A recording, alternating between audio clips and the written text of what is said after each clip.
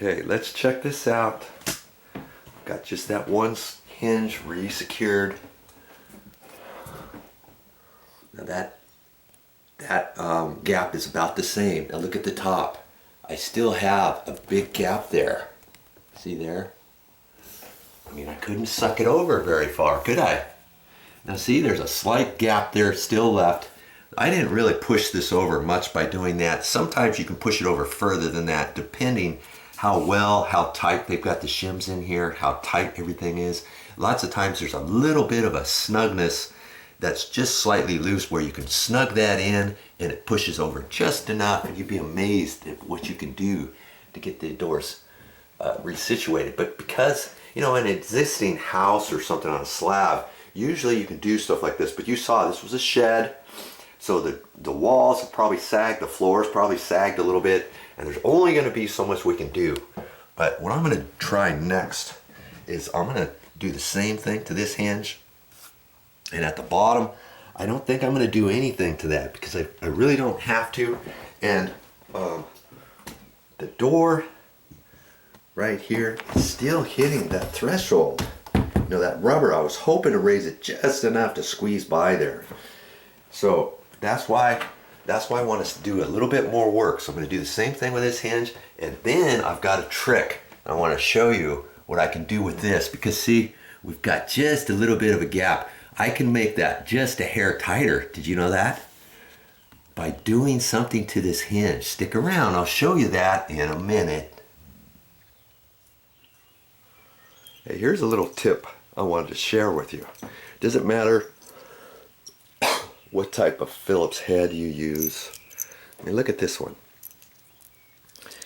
I use that to take these screws out of the door hinges. It fits fine, right? Well, here's the screws that I rammed in there. That fits too, huh? Well, this one here is just a hair sloppy, just a little bit. So if you get the next size up of your Phillips, it'll fit in there nice and snug, and you can ram it in there further. There's a tip for you, because you don't want to strip those out. You want to get them in there all the way. Now see, there's not much difference between the two, but you can see, you should be able to see that this one is just a hair bigger than this one. Now you know.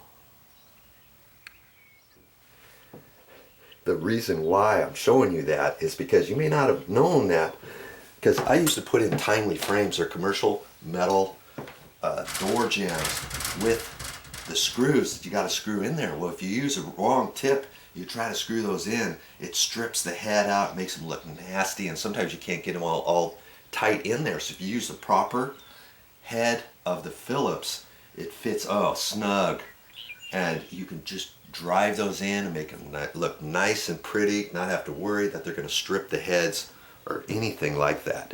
Try that next time.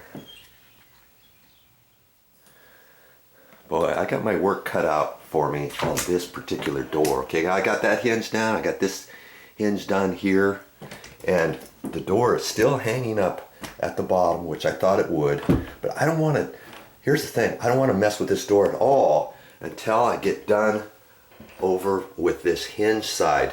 And so what I'm going to do next is I'm going to do something that you may have never known on this hinge to make this tighter.